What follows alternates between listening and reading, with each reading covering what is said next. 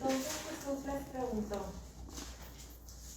¿acaso alguien encendería una lámpara y luego la pondría debajo de una canasta o de una cama?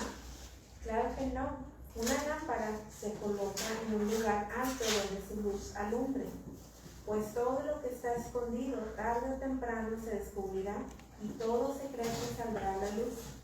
El que tenga oídos para oír, que escuche y entienda. Luego agregó: presten mucha atención a lo que oyen. Cuanto más atentamente escuchen, tanto más entendimiento les será dado, y se les dará aún más. A los que escuchan mis enseñanzas se les dará más entendimiento, pero a los que no escuchan se les quitará aún lo poco que entiendan.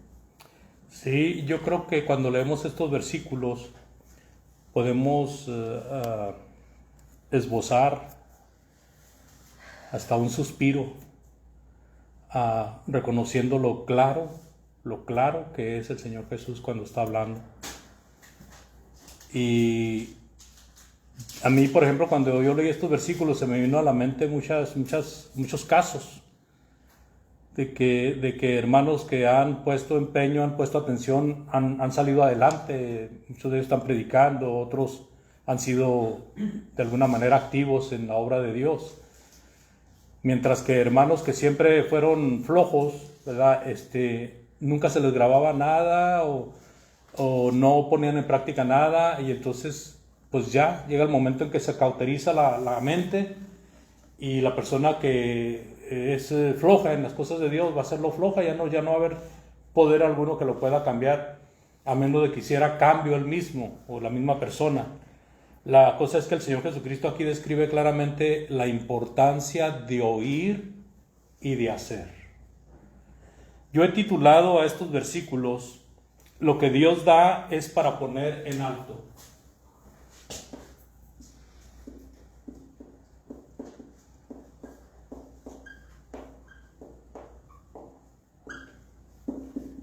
Es para poner en alto.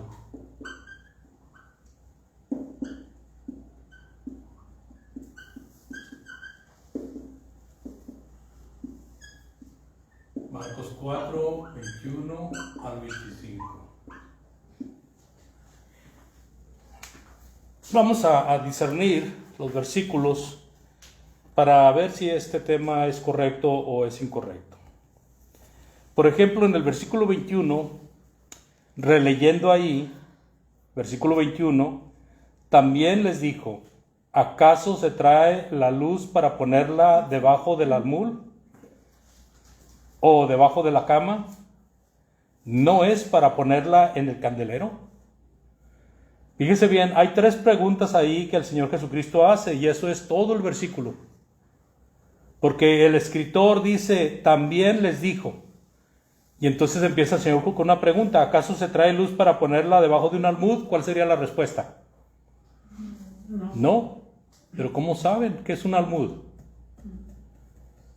¿Qué tal si un almud es una vitrina para que aluce más?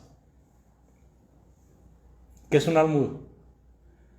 Bueno, la segunda pregunta: ¿o debajo de la cama? No. Y luego la tercera pregunta: ¿no es para ponerla en el candelero? Sí. ¿Se fijan? 2 respuestas negativas y una positiva. Sí es para ponerla en el candelero. El almud, hermanos, se cree que era una vasija, un recipiente que se usaba para medir el grano. Era un cajón, prácticamente era un cajón. Y ese cajón pues se guardaba en cualquier rincón, o se guardaba hasta debajo de la cama muchas veces, y se sacaba cuando se necesitaba medir el grano. Algunos también dicen que podía ser hasta un cesto, pero que se usara para medir. En la tierra de mi esposa me tocó ver que, por ejemplo, el maíz y el frijol lo medían con un recipiente. En vez de pesarlo en una báscula, lo medían con un recipiente. Entonces iba uno a la tienda y decía: deme un doble de frijol, ¿verdad? Y el doble era la medida. Haga de cuenta que el doble venía siendo como un medio kilo, quizás. Cuando eran 2 dobles, pues era más o menos como 1 kilo, pero no era por báscula, era por medida. Entonces así más o menos es el almud, se usaba para medir el grano, según los comentaristas. Así de que cuando el escritor dice en el versículo 21, también les dijo, está conectando esto con lo de arriba. ¿Y ustedes se acuerdan qué vimos arriba? ¿Qué fue lo que vimos arriba la semana pasada? La respuesta de la parábola del sembrador. Arriba estaba la parábola del sembrador y luego la respuesta de la parábola del sembrador.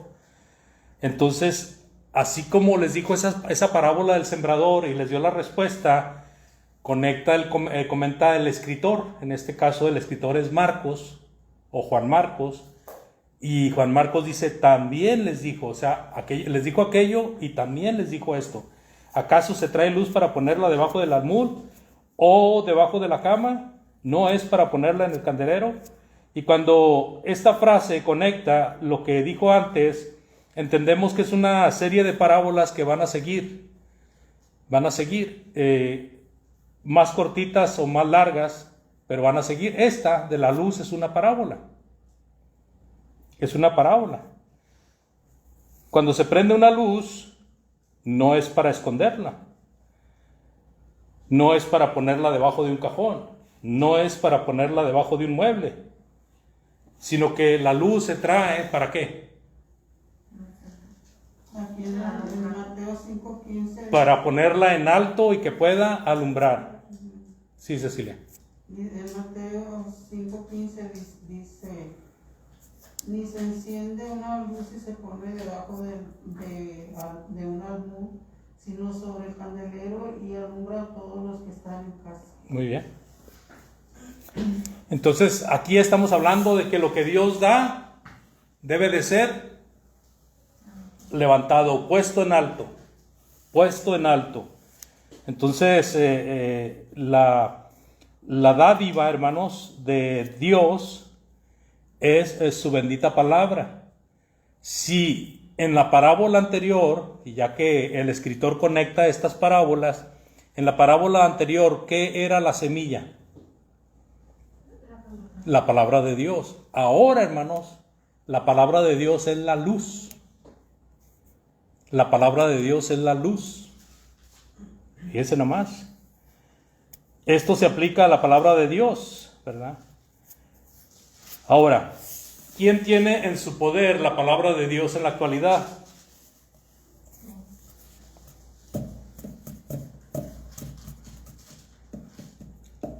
¿Verdad? Si Cristo predicó la palabra y luego la legó a sus apóstoles, ¿a quién se la legaron los apóstoles? ¿A quién se la heredaron? ¿O a quién le dejaron ese bien los apóstoles? Era un deber de ellos dejar ese legado. ¿A quién se lo dejaron? A la iglesia, hermanos. La iglesia. Sí, o sea, todos los hijos de Dios son miembros de la iglesia. Afuera de la iglesia no hay hijos de Dios salvos. Hay hijos de Dios desobedientes, descarrilados, pero dentro de la iglesia es donde puede haber hijos de Dios salvos, aunque dentro de la iglesia también hay buenos y malos, pero afuera de la iglesia no hay salvación. La salvación está dentro de la iglesia. Entonces dice en Mateo 5:14 al 16, por favor, lo que leía mi esposa, ¿verdad? ¿Quién gusta leer los versículos del 14 al 16? Vosotros sois la luz del mundo, una ciudad asentada sobre un monte no se puede esconder, ni se enciende una luz y se pone debajo de un almud, sino sobre el candelero y alumbra a todos los que están en casa. Así alumbre vuestra luz delante de los hombres, para que vean vuestras buenas obras y glorifiquen a vuestro Padre que está en los cielos. Ok. Si la luz ahora es la palabra de Dios, ¿qué significa el hecho de que así alumbre vuestra luz delante de los hombres? ¿Qué significa eso? ¿Qué quiere decir el Señor Jesucristo ahí? Usted dice, vosotros sois la luz del mundo. Tienen que ponerla en alto. Y luego les dice, así alumbre vuestra luz delante de los hombres. La enseñanza, hermanos, y el comportamiento. O sea, uno vive la palabra y predica la palabra. ¿Sí me explico? O sea, uno vive de acuerdo a la voluntad de Dios y predica uno la voluntad de Dios. No se puede predicar la voluntad de Dios sin vivir la voluntad de Dios, porque no tiene eco, no tiene resultado. Se tiene que vivir, o sea, lo que siempre se dice, ¿verdad? El ejemplo es más valioso que 1000 palabras. Entonces, así alumbre vuestra luz, quiere decir, así alumbre su comportamiento delante de los hombres, para que ellos vean sus buenas obras y glorifiquen a vuestro Padre que está en los cielos. ¿Sí? En otras palabras, el Señor Jesucristo le está diciendo a sus discípulos, tienen que levantar esa luz, tienen que hacerla brillar, tienen que hacerla que los hombres volteen a verla, se fijen en ella. En 1 Timoteo capítulo 3, versículos del 14 al 15, también dice, 1 de Timoteo 3, 14 y 15, por favor. Entonces los apóstoles, la luz del mundo. La iglesia ahora es la luz del mundo. Cada cristiano, miembro de la iglesia, es la luz del mundo. ¿Cómo dice 1 Timoteo 3, 14 al 15, por favor? Esto te escribo, aunque tengo la esperanza de ir pronto a verte, para que si tardo sepas cómo debes conducirte en la casa de Dios, que es la iglesia del Dios viviente, columna y defensa de la verdad. Así es. Lo que está diciendo ahí el apóstol Pablo es que la iglesia de Dios es, ¿cómo se le dice a la universidad? ¿Se acuerdan? Hay una palabra que tiene que ver con mater. La universidad, hermanos, es la enseñanza mater.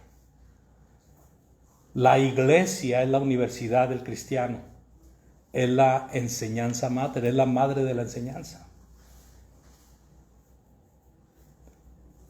Dice el apóstol Pablo, para que si tardo sepas cómo debes de conducirte en la casa de Dios, que es la iglesia del Dios viviente. ¿Y qué es la iglesia del Dios viviente?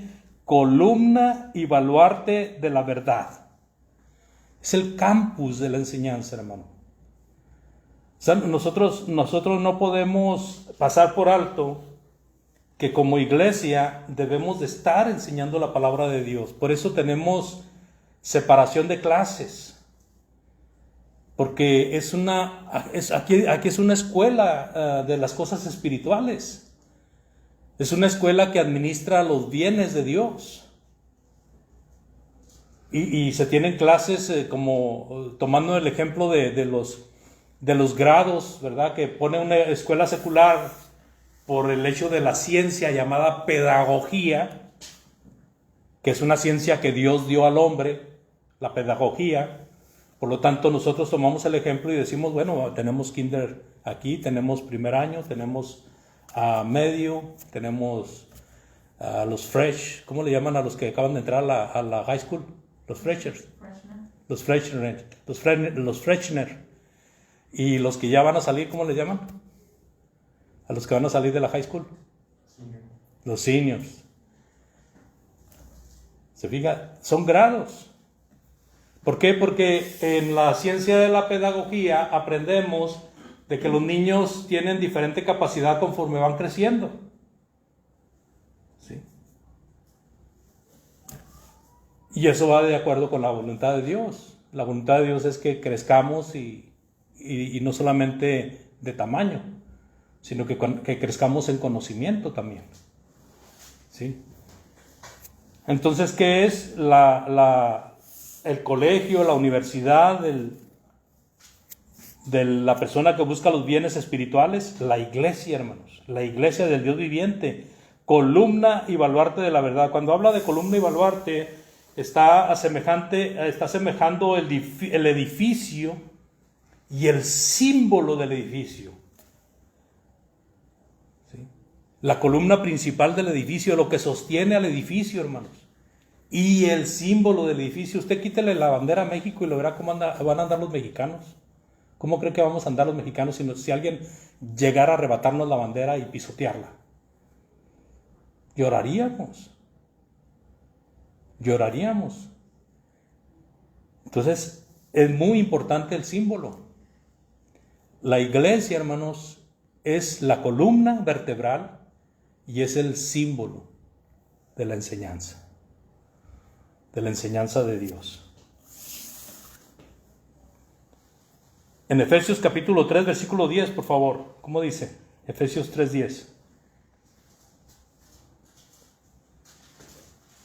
El propósito de Dios con todo esto fue utilizar a la iglesia para mostrar la amplia variedad de su sabiduría a todos los gobernantes y autoridades invisibles que están en los lugares celestiales.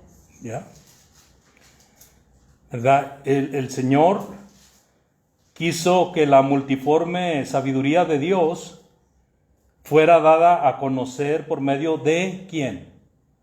¿Cuál es el medio para dar a conocer la multiforme sabiduría de Dios? ¿O cuál es el medio para dar a conocer la sabiduría de Dios? El conocimiento de Dios. La iglesia. Por medio de la iglesia, dice. ¿A quiénes? A los principados, a los potestades en los lugares celestiales, o sea, a las autoridades en los lugares celestiales. ¿Cuáles son los lugares celestiales? La iglesia, hermanos. La iglesia. Aquí es donde se mueven las cosas celestiales en el cumplimiento de la palabra de Dios. Entonces, aquí es el lugar donde cualquier autoridad puede venir y aprender de Dios. ¿Sí? Y aquí dentro también hay autoridades. Está la autoridad de Dios aquí, la autoridad del Señor Jesucristo, la autoridad del Espíritu Santo. Está el legado que dejó a los apóstoles, el legado que se le dejó a la iglesia, la responsabilidad que tienen los ancianos, la responsabilidad que tienen los diáconos, los evangelistas, los maestros. Autoridades celestiales o autoridades en los lugares celestiales. Así que creo que es claro, ¿verdad?, la importancia que la iglesia tiene en el plan de Dios para que nosotros aprendamos de que es el colegio, la universidad de los bienes espirituales.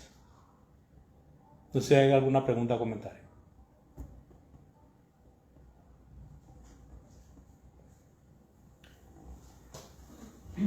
De aquí sale la verdad, hermanos, y de aquí se distribuye la verdad. Versículo 22 de Marcos 4, por favor. Marcos 4:22. Porque no hay nada oculto que no haya de ser manifestado, ni escondido que no haya de salir a la luz. Bueno, aquí avanzamos al versículo 22, ¿verdad? Ahora el Señor Jesucristo diciendo del beneficio de la luz. ¿Qué es el beneficio de la luz? ¿Cuál es el beneficio de la luz? Que alumbra, que se puede ver gracias a ello, que puede haber claridad. Entonces, ¿por qué es necesaria la luz? Porque no hay nada oculto que no haya de ser manifestado.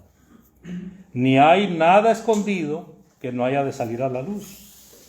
El Señor Jesucristo aquí, amados hermanos, como su principal motivo de predicar la palabra de Dios era dar a conocer el reino de Dios a los hombres.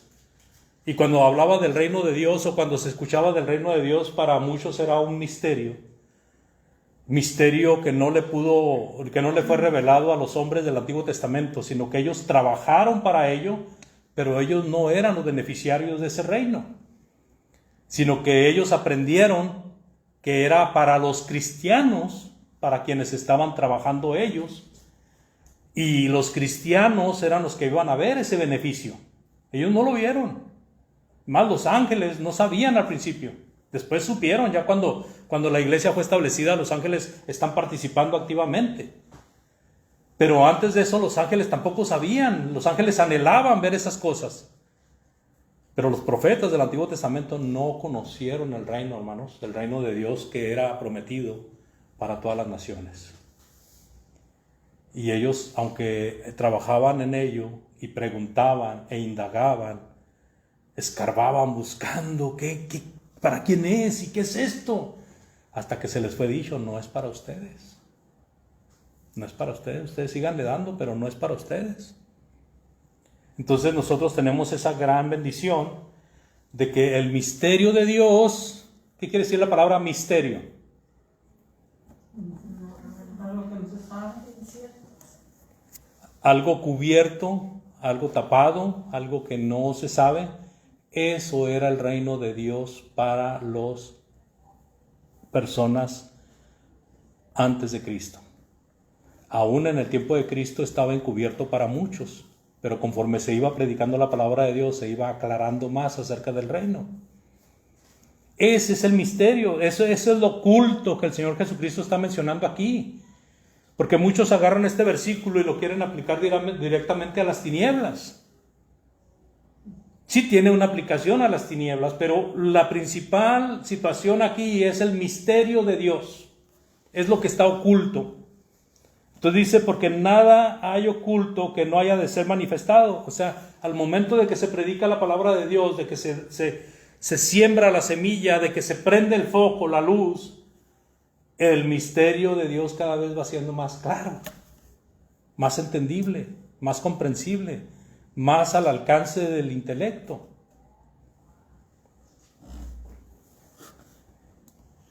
Dice, ni escondido que no haya de salir a la luz. Bueno, eso es lo que significa misterio, algo escondido, algo oculto, algo que no está en la luz. Así de que no se esconde la luz así mismo. Las cosas escondidas son descubiertas por Dios y todo lo necesario será revelado a los hombres. Así como la verdad sale siempre a la luz, el misterio de Dios y su reino será claro ante los ojos de los obedientes. También la luz es sobre las tinieblas de afuera. Aquí ya aplicándolo a las tinieblas de afuera. La luz de Dios es sobre las tinieblas de afuera. Es como cuando usted va en un lugar oscuro y no ve nada y de repente alguien le prende una luz. ¡Ay, qué suave! ¿Verdad? La luz vence a las tinieblas.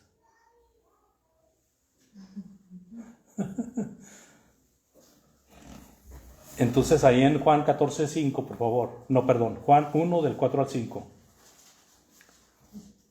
Juan 1 del 4 al 5, por favor, ¿cómo dice?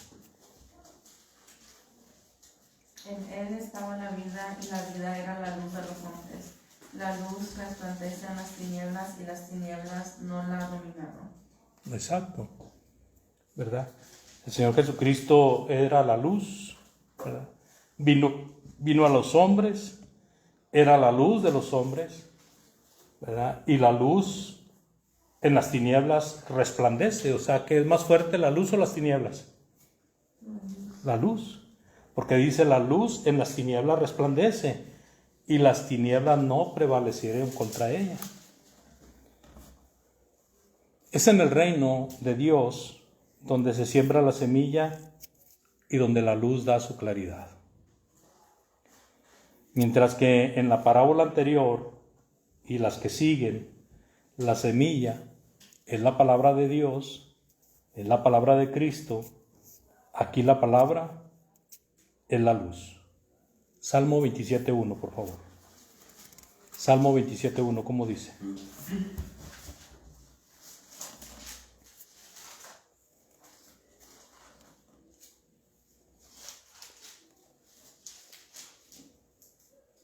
Jehová es mi luz y mi salvación, de quien temeré. Jehová es la fortaleza de mi vida, de quien he de atemorizarme. Sí, ahí está el salmista, ¿verdad? Si Jehová es mi luz y mi salvación, ¿de quién temeré? Bueno, él mismo se contesta, Jehová es mi fortaleza. es la fortaleza de mi vida. ¿De quién he de atemorizarme? No, la respuesta es de nadie. ¿A quién temeré? A nadie. ¿Verdad? A nadie. Hemos leído en el Salmo 119, 105. ¿Qué hemos leído? Salmo 119, 105. Ese salmo es el que más hemos leído, yo creo, ese versículo. Lámpara es a mis pies tu palabra, como lumbrera para mi camino. ¿Te fijas? La palabra de Dios es la luz, la lámpara. Así que la luz vence las tinieblas. Pero hay algo que el hombre tiene que hacer. El hombre tiene que alusar para que los hombres glorifiquen a Dios. El hombre tiene que escuchar para que pueda asimilar y retener lo que va a decirle a los hombres, lo que va a enseñarle a los hombres. Versículo que sigue, por favor, 4:23. Marcos 4:23. Si alguno tiene oídos para oír, oiga. ¿Sí?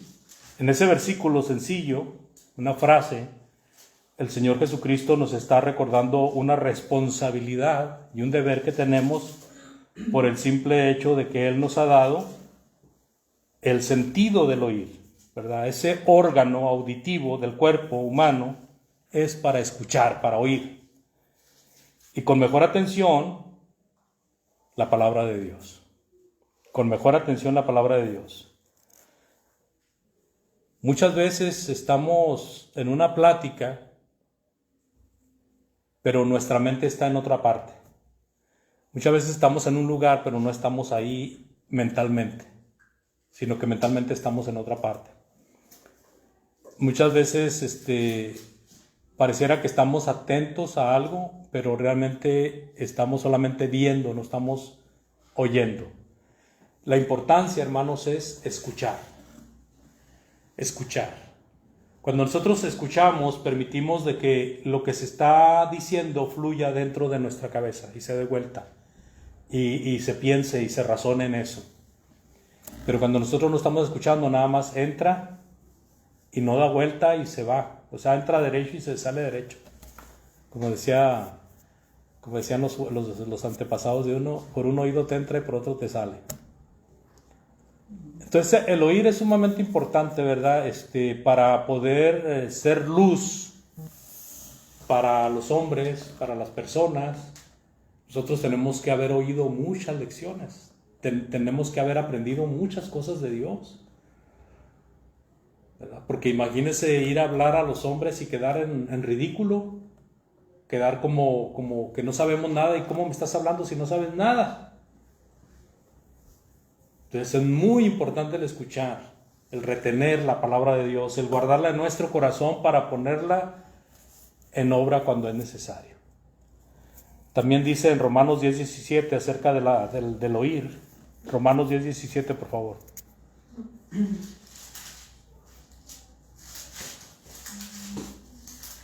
Romanos 10:17. Dice que la fe es por el oír y el oír por la palabra de Dios. Cuando uno oye con atención, cuando uno echa mano de esa responsabilidad que tiene delante de Dios de oír la palabra, la fe se fortalece, hermanos. La fe crece. Y cuando una persona no conoce a Cristo, por el oír la palabra de Dios, puede venir a los pies de Cristo. Puede acrecentar su fe de tal manera que desee venir a servir a Dios. Así que la fe es por el oír la palabra de Dios. ¿Cómo dice su versión, hermana Ana? Así que la fe viene por oír, es decir, por oír la buena noticia acerca de Cristo. Ok. ¿Verdad? En Hebreos 4:1 escucharon ¿Cómo estaban los hebreos cuando el escritor les está escribiendo la carta? Esta carta, hermanos, de los hebreos, que consta de 13 capítulos, es conocido como la carta de la exhortación. Es una gran exhortación. Toda la carta, todo el libro de Hebreos es una exhortación gigante. ¿Cuál era el problema con los hebreos? Problema principal, problema número 1. Debiendo ser ya luz del mundo, aún tenéis necesidad de que se vuelvan a dar los primeros rudimentos. Debiendo ya comer alimento sólido, todavía tenéis necesidad de leche. ¿Sí? Ese era el problema de los hebreos. ¿Y por qué? Bueno, el escritor de los hebreos les pone una ilustración lo que pasó con la gente en el desierto cuando salieron de Egipto. ¿Qué pasó con la mayoría de los judíos que salieron de Egipto? ¿Qué pasó con ellos en el desierto? Quedaron tendidos ahí. Ahí se murieron, con excepción de 2 personas nada más. Todos los que salieron de Egipto se murieron con excepción de 2 personas. Y entonces el escritor de los hebreos les está poniendo esta ilustración para que se aviven, ¿verdad? Para que despierten, de que no les esté pasando lo mismo, de que pensando que tienen todas las cosas bien delante de Dios, después en el día del juicio final vayan a salir decepcionados. Dice la palabra de Dios en Hebreos 4:1, por favor, hasta el versículo 3. Temamos pues no sea que permaneciendo aún la promesa de entrar en su reposo, alguno de vosotros parezca no haberlo alcanzado.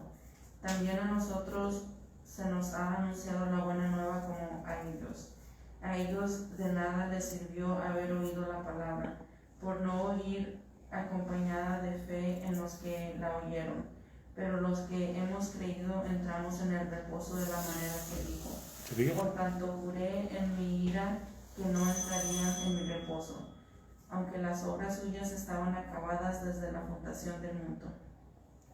Entonces a aquellas personas no les aprovechó el oír. ¿Por qué? ¿Por qué no les aprovechó el oír? Porque no acompañaron el oír con fe, hermanos. ¿Qué quiere decir oír con fe? Que no es la fe después del oír. ¿Por qué aquí no está poniendo la fe antes del oír? Es que la fe también tiene que ver con la atención que ponemos a las cosas de Dios, hermanos. Con el entendimiento. Con el entendimiento, o sea, lo que se nos está predicando es la fe de Dios. La palabra de Dios es la fe de Dios. Si se nos está predicando, se nos está hablando la fe de Dios, nosotros debemos estar bien atentos para que nuestra fe pueda aumentar y fortalecerse. De esa manera levantamos nuestra fe. ¿Se fija? Entonces nuestro oído debe de ser levantado a un nivel que podamos hasta ver lo que oímos, hermanos. Fíjense bien, ver lo que oímos. O sea, ustedes me están oyendo a mí, su mente está trabajando y se imaginan lo que yo estoy tratando de decirles. Dice el versículo 24 de Marcos 4, Marcos 4:24. Y les dijo también, mirad lo que oís, porque con la medida con que medís os será medido, y aún se os añadirá a vosotros los que oís. El Señor en este versículo 24 está hablando de levantar el nivel de oír, hermanos. Levantar el nivel de oír, de tal manera que podamos ver lo que se nos está diciendo, que podemos hacer gráficos lo que se nos está hablando, porque lo que se nos mucho de lo que se nos habla son hechos, son situaciones, son ilustraciones, son casos, y se puede uno imaginar todo eso, hermanos. Cómo estaban en el desierto tendidos, por qué murieron en el desierto, qué fue lo que pasó, qué fue lo que hizo Dios ahí, por qué tenemos que oír con atención, por qué tenemos que poner fe al oír, por qué tenemos realmente al usar a los hombres. Se acaba el tiempo, quisiera citarles más textos, no es posible. Versículo 25.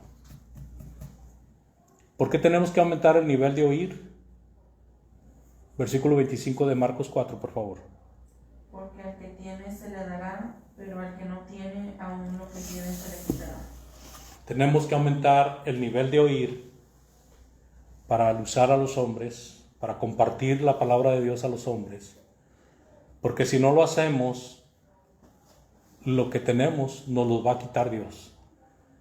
Y cuando lo hacemos, el Señor nos va a aumentar. Todo pámpano que en mí lleva fruto, mi Padre lo limpia para que lleve más fruto, dice el Señor en Juan capítulo 15. Pero aquel pámpano que no lleva fruto, mi Padre lo corta y lo echa al fuego. Ahí está la ilustración, hermanos. Tenemos que oír, tenemos que aumentar el nivel de oír para poder razonar con la gente y enseñar a la gente para que el Señor nos dé más fruto, para que el Señor nos aumente el fruto, para que no corramos el riesgo de que nos quite el fruto. ¿Se acuerda qué pasó con el que no trabajó el talento? Echadlo afuera, allá será el lloro y el crujir de dientes. ¿Y qué pasó con el que trabajó los talentos? El talento de debe serlo a él, porque él trabajó, y el que tiene más se le va a dar más. Y el que no tiene nada, aún lo poco que tenga se le va a quitar. A eso se refiere la palabra de Dios. Dios les bendiga, gracias por su atención. Vamos a hacer una oración para despedirnos y para estar allá con nuestros hermanos arriba para la invitación. Dios les bendiga.